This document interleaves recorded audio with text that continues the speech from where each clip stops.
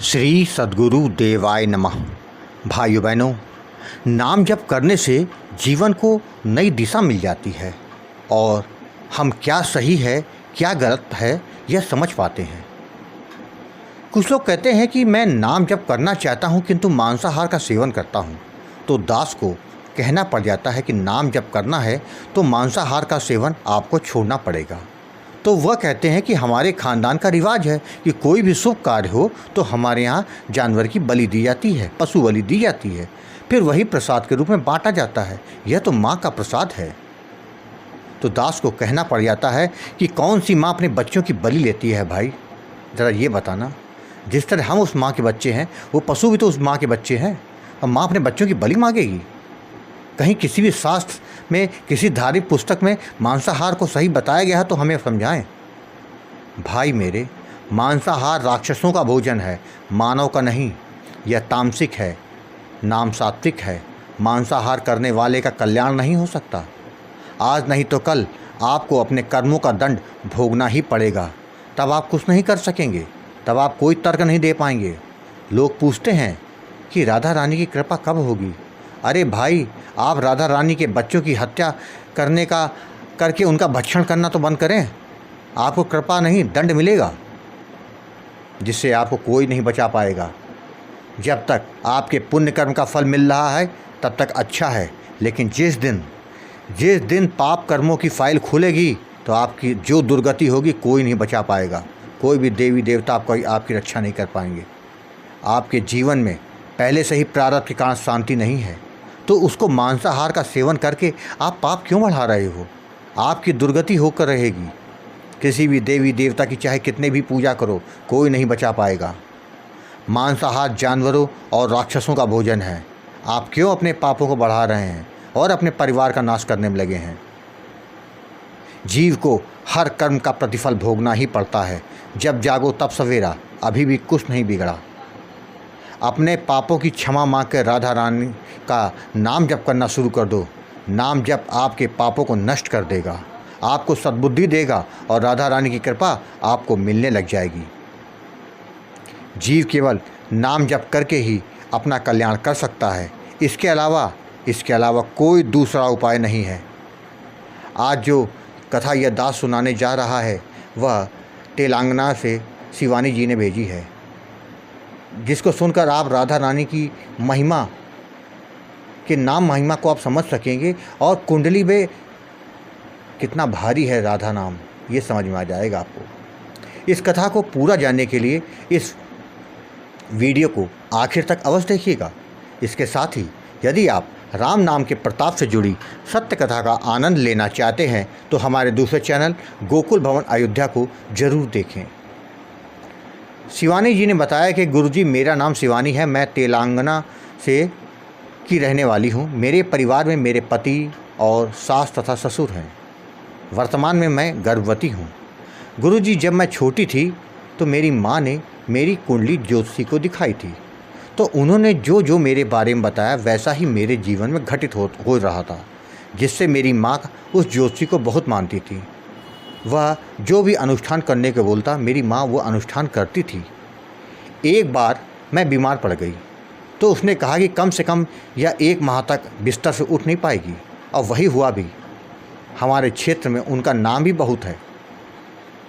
जब मैं बड़ी हो गई तो मेरी माँ ने उनके पास जाकर मेरी शादी के बारे में पूछा, तो उन्होंने बताया कि जिसके साथ भी इसकी शादी होगी कुछ दिनों के बाद इन दोनों की पटरी आपस में नहीं खाएगी, ये कुंडली बता रही है, जिसके कारण दोनों को अलग भी होना पड़ सकता है। मेरी माँ ने पूछा कि इससे बचने का कोई तो उपाय होगा। उन्होंने जो अनुष्ठान करने को बोला मेरी माँ ने वह करवा दिया, जिसके बाद उन्होंने कहा कि अब सब ठीक हो गया है, अब घबराने की कोई बात नहीं। जो दोष कुंडली में दिख रहा था उसका निवारण हो गया है, अब घबराने की बात नहीं है। भगवान ने चाहा तो सब कुछ ठीक हो जाएगा। जिसके बाद मेरे पिताजी ने एक अच्छा लड़का देखकर मेरी शादी कर दी। मेरे पति एक सरकारी कर्मचारी थे, तो मेरे पिताजी ने अपनी हैसियत के अनुसार से दान दहेज खूब दिया। शुरू में मेरे विवाह के बाद तो सब अच्छा चल रहा था। कुछ समय के बाद मेरे पति शराब पीकर घर आने लगे पहले तो मैं कुछ नहीं कहा। कुछ समय के बाद वह लगभग रोज़ ही शराब पी कर आने लगे। मैंने जब उनको मना किया तो हमारे बीच रोज़ ही झगड़ा होने लगा। मेरे सास ससुर ज़्यादा नहीं बोलते थे, वह मेरे पति को ही समझाते थे। पति तो जैसे ना मानने की जिद करके ही अड़े थे। मैं जितना चिढ़ती थी वह उतना ही पी कर आने लगे। मेरी शादी की सालगिरह के दिन भी वह खूब शराब पी कर आए थे। उस दिन हमारे बीच बहुत झगड़ा हुआ, जिसके कारण अगले ही दिन मैंने सारा सामान पैक किया और अपने मैके आ गई। मैंने अपनी माँ को जब बताया तो मेरी माँ के पैरों तले ज़मीन खिसक गई। वह उसी ज्योतिषी के पास पुनः गई, सारी बात बताई तो फिर कोई अनुष्ठान करने को बोल दिया, किंतु उसके बावजूद भी कुछ नहीं हुआ। मायके में रहते हुए 3 माह बीत गए, किंतु मेरे पति ने तो ना तो फ़ोन किया, ना ही वो मुझको लेने आए। मेरी माँ की समझ में नहीं आ रहा था कि वह क्या करे। मेरे माता पिता मुझको लेकर पुनः मेरे पति के घर गए। उन्होंने उसको बहुत समझाया, मेरे सास ससुर से भी बात की, जिसके बाद वह मुझे वहाँ छोड़ के चले आए। कुछ दिनों तो सब कुछ ठीक रहा, लेकिन कुछ समय के बाद फिर वही काम शुरू कर दिया। मैं बहुत रोई। मैंने सोचा कि हर बार अपने माता पिता को बुला कर लाऊंगी तो उनको भी बहुत कष्ट होगा। मैंने सोचा कि अब तो ये मेरी किस्मत में लिखा है, वह होकर रहेगा। यही सोच कर मैंने कुछ कहना ही अपने पति से बंद कर दिया। मैं अंदर ही अंदर घुलती रहती थी। मैं सोचती थी कि मेरी सारी सहेली कितनी खुशनसीब हैं जो उनको इतने अच्छे पति मिले हैं, और मेरा पति सरकारी कर्मचारी जानकर शादी कर दी गई। ऐसे पति से तो कम कमाने वाला प्राइवेट नौकरी वाला ही पति होता तो ज़्यादा अच्छा होता। ज़िंदगी यही सोचते सोचते कट रही थी। मैं बचपन से ही ठाकुर जी और राधा रानी को बहुत मानती हूँ। मैं उनसे रोज़ गुहार लगाती थी, प्रभु कुछ तो करो, कोई तो रास्ता दिखाओ या फिर मुझको उठा लो।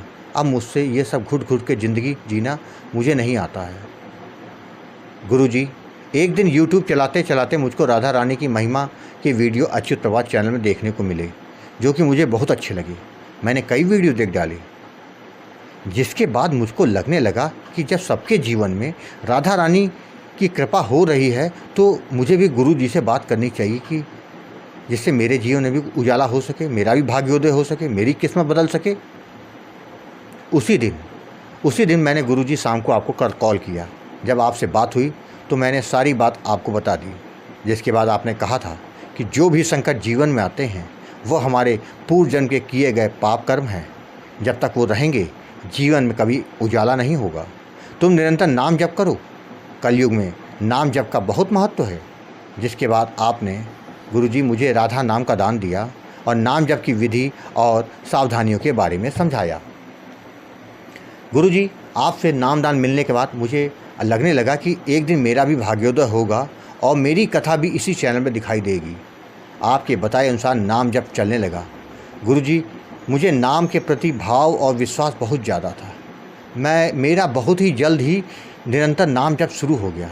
गुरुजी, जिसका फल मिला कि 1.5 माह में ही मेरे पति के व्यवहार में बदलाव आना शुरू हो गया। 2 माह बाद वह पूरी तरह से उन्होंने शराब पीनी बंद कर दी, लेकिन मुझसे बात करने में हिचक रहे थे। 2.5 माह के बाद अपने आप मुझे लेकर मंदिर गए और वहाँ बोले कि ठाकुर जी के सामने मैं वचन देता हूँ कि मैं शराब को कभी हाथ नहीं लगाऊंगा। गुरुजी, मुझे तो जैसे भगवान मिल गए। मैं बहुत खुश हुई। जिसके बाद गुरुजी, मैंने अपने पति को भी आपसे नामदान दिला दिया था। गुरुजी, आप सब कुछ ठीक है, वो मेरा बहुत ख्याल रखते हैं। मेरे सास ससुर माता पिता दोनों बहुत खुश हैं। गुरुजी, यह सब कुछ आपके दिए राधा नाम से ही संभव हो सकता है। गुरुजी, मैं आपको कोटि कोटि प्रणाम करती हूँ जो अपने इस भक्त पर कृपा करके नाम दान दिया, जिससे उसका घर और जीवन दोनों उजड़ने से बच गए। गुरुजी, अपना आशीर्वाद ऐसे ही बनाए रखिएगा। गुरुजी, आश्रम के लिए हर माह कुछ सेवा हम जरूर भेजते रहेंगे। जल्द ही आपसे हम मिलने भी आएंगे। राधे राधे। भाइयों बहनों, आपने देखा, जब आप राधा नाम का निरंतर जप करते हैं तो अनहोनी भी होनी में बदल जाती है। इसलिए जितना हो सके उतना राधा नाम का जप करें, जिससे जीवन में सदा ही मंगल होगा। अपनी सारी चिंताएं राधा रानी के चरणों में छोड़ने भर की देरी है, जिसके बाद उनकी कृपा को देखिए। आपको यदि यह कथा पसंद आई है तो कमेंट में राधे राधे लिखना मत भूलिएगा। यदि आपके पास भी राधा नाम की महिमा, बांके बिहारी जी की कृपा और वृंदावन से जुड़ी कोई सत्य कथा हो तो उसको मेरे व्हाट्सएप या ईमेल पर भेज सकते हैं, जिस पर वीडियो बनाकर अपने चैनल में अवश्य प्रस्तुत करूँगा। राधे राधे।